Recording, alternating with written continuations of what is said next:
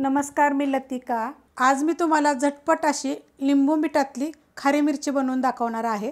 त्यासाठी बघा, ह्या पोपटी कलरच्या छोट्या आकाराच्या असतात तशा लांबट अशा त्या मिरच्या घेतलेल्या। ह्या कमी तिखट असतात, एकदमच नाही म्हणलं तिखट तरी चालू शकतं। ह्या मोठ्या मिरच्या आहेत त्या बघा, आणि ह्या जी बारीक आकाराच्या दिसतात ना ह्या तिखटवाल्या मिरच्या आहेत। ह्या जी मोठ्या मिरच्या आहेत ना ह्या पण तिखट नाही आहेत।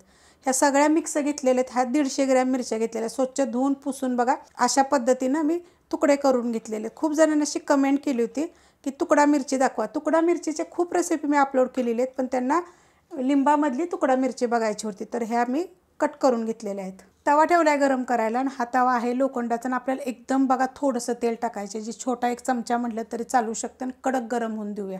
तेल गरम झालेलं आहे। तेल बघा मी छोटा 1 चमचा टाकलेला, त्याच्यापेक्षा पण कमी टाकलं तरी चालेल। गॅस आहे मीडियम, बारीक केला तर चालेल। हा तवा आहे जाड, त्यामुळे मी सांगते तुम्हाला गॅस मीडियम बारीक। तर मी आता गॅस केलेला आहे बारीक।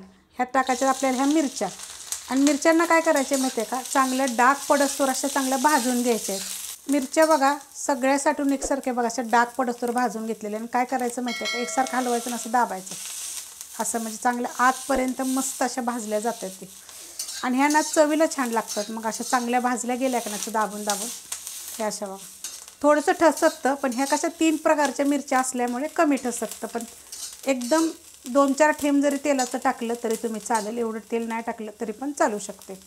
गॅस तर एकदम मी बारीकच केला होता, कारण तवा बहुत जास्त गरम होता। त्याच्यामध्ये मीठ टाकणार, तर अशा गोष्टीमध्ये ना मिठाचं प्रमाण थोडंसं जास्त टाकायचं, म्हणजे चवीला छान लागतं। अर्ध लिंबू घेतलेलं आहे, त्याचं बी काढून घेतलेलं आहे, ती पण आपण आता टाकून घेऊया। 1 चमचाभर लिंबाचा रस टाकला तरी चालेल, नाही तर अर्ध पूर्ण जरी टाकलं तरी चालू शकते। मिक्स करायचं, आणि त्याला काय करायचं माहिती आहे का, मिक्स केल्यानंतर एका जागी करून घ्यायचं। गॅस बारीकच आहे, 2 ते 3 मिनटं झाकण ठेवायचं।